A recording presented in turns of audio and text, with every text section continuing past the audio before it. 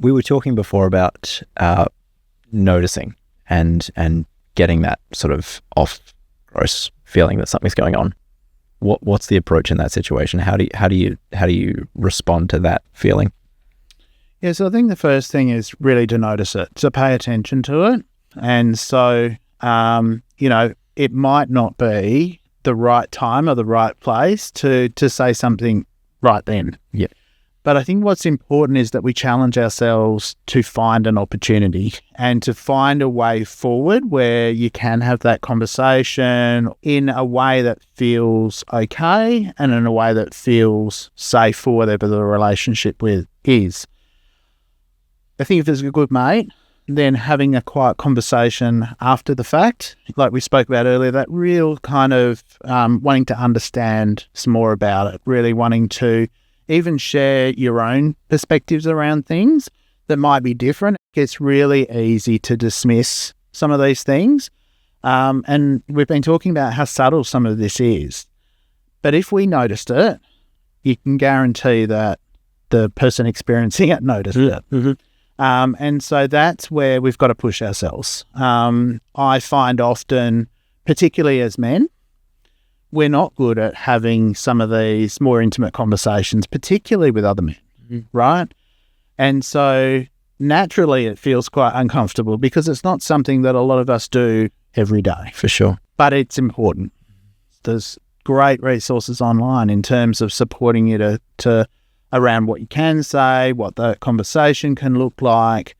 So what are the things that we can look for that would be seen like the public eye and not just happen behind closed doors? There are telltale signs that exist around us. And so what I often say to people is when you see those things, have a think about what doesn't feel right about it. And so if you see your mate and they're constantly monitoring their partner's phone, for example, just the process of asking them what that's about, normalizing it to your own experience and saying, that's not something I would do. If you do notice that somebody is in total control of the finance and their partner doesn't have access to money, then, in a respectful way, but inquiring about that, saying, I've noticed that this seems to be happening a lot. I've noticed that your partner has to ask you for money like every time they want to go out.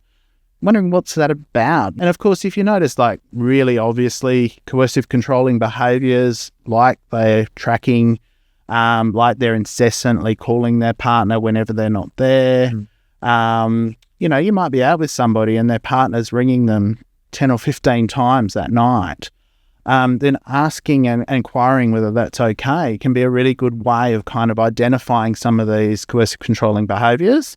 And provide a mechanism to really start the conversation, whether that's with somebody who's choosing to use the behaviour or somebody experiencing it, around what support might be available, what options there might be, and even just subtly challenging some of those behaviours and saying, in my view, that seems a bit off, or that doesn't seem right, or so to really demonstrate that some of these things are not okay in your view.